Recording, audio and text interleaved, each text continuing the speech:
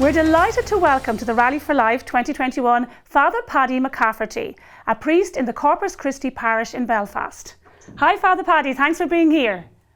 Thank you very much, delighted to be with you. Lovely to have you. Now, Fr Paddy, you are well known as being a courageous and compassionate priest, especially for those who are most vulnerable and marginalised. And you've spoken out in the past strongly and powerfully for victims of abuse, for families who are suffering miscarriage of justice like the Ballymurphy families, and of course for unborn children and their mothers. And it struck me as I watched you earlier this year providing such important and powerful support to the families of Ballymurphy, who, as we know, have been fighting for truth and justice for 50 years, that your pro-life work is also a natural part and extension of your human rights work. And can you talk to us about that, about being a voice for the unborn and why that's also being a voice for those who are vulnerable and marginalised? The answer is very simple. We're dealing with people, human beings. Unborn children are people and they have rights. We don't give them rights, they have rights. And the people that in my parish who suffered so much for 50 years, their loved ones were murdered, slaughtered in the streets, and then their names were blackened, and the families were left to grieve for their beloved husbands and sons, and you know, we're dealing with people, and the unborn child is a person, and nothing can change that reality. No law can change that reality. No referendum can change that reality. The majority of opinion doesn't change that reality. The child is a person, born and unborn, a human being, and they are the most vulnerable. The unborn are the most vulnerable of all. Like, they are utterly defenseless. And as I said, we don't give them rights, they have rights. And then society takes away those rights, which is a grave wrong and a grave offence. Nothing can make that right. And that's why it's so important for us, all of us, to be involved in the apostle and the witness for their sakes, for the sakes of children in the womb who cannot defend themselves. Precisely, and you've been such a powerful voice, Fr Paddy, and given such inspiration, not just to the people in the north, but also to people here after the referendum in 2018. And you were very, I think, unafraid to take a stance, which perhaps other people might feel more nervous about. And that's especially in relation to pro-abortion politicians presenting themselves for Holy Communion. And you have said that it is a complete contradiction to campaign for abortion while saying you're a practicing Catholic. And you've also said that it's impossible for a politician who has voted to legalise abortion to receive the sacrament in the correct way. Can you talk to us about that?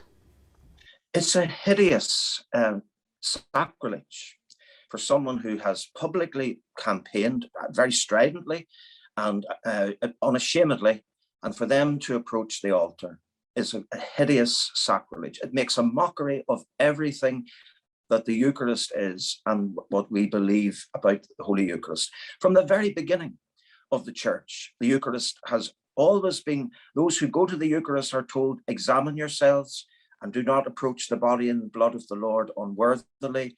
If you do so, you're eating and drinking your own damnation. That's St. Paul in the first letter to the Corinthians, chapter 11, verses 27 to 29. This is from the apostolic times. The Church has never given the Eucharist to everyone, willy-nilly. There are conditions that which apply to everyone, from the Pope right across to everyone, every person, every faithful Catholic has to be in the state of grace. How can you publicly campaign for something which is so contrary to the law of God, as abortion is, and then present yourself for the Eucharist? And what we're unfortunately and very sadly, what is unprecedented nowadays is that there are actually bishops and cardinals, some of them very influential, who will allow this to happen and unashamedly will encourage this to happen. That's unprecedented. You cannot receive Holy Communion and promote abortion. You cannot. And to muddy the waters and to so they are sowers of utter confusion.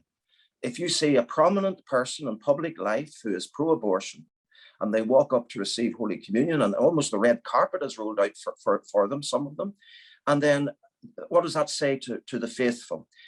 who are striving their best. There are people in my congregation who do not receive, they come to, everyone's welcome at Mass, by the way, everyone. But there are people who come to Mass and they're good, very good people, and they cannot receive Holy Communion because of their life situation. Maybe they're in a second union or something like that.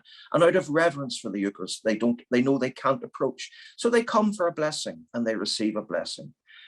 A pro-abortion politician should not receive Holy Communion. It's a sacrilege. Let's call it for what it is. Yeah, and in the North, I've seen you speaking at rallies for life in the North. You know, there's tremendous grassroots opposition to abortion in the North. And as we know, the people there did not legalise abortion. Instead, we saw Sinn Féin and the SDLP go cap in hand, the supposedly nationalist parties, go cap in hand to Westminster, asking them, urging them to foist abortion on the people in the North. What can people do now, and what should people do now in the face of that? Very simple. Don't vote for them. You could not. How could you vote for those people? You're right. In the South, they had a referendum. It was imposed on the North. When they danced at Dublin Castle and they held up, Michelle O'Neill and Mary Lou MacDonald held up, the North is next, and they meant it.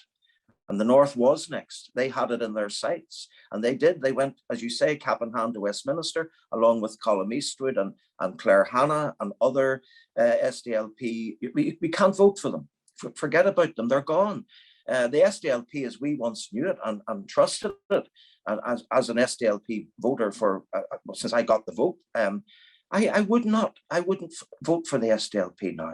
Certainly not for Sinn Féin. Definitely not. It's not my job to tell people how to vote, but we have to examine what are their policies, what are these politicians about, what do these politicians believe, and in conscience, I personally will never, ever vote for them again. And I would encourage people to think about who they vote for, who they give their vote to, what it means when you give someone your vote. Father Paddy, thank you so much for joining us at the Rally for Life. Thank you very much. God bless.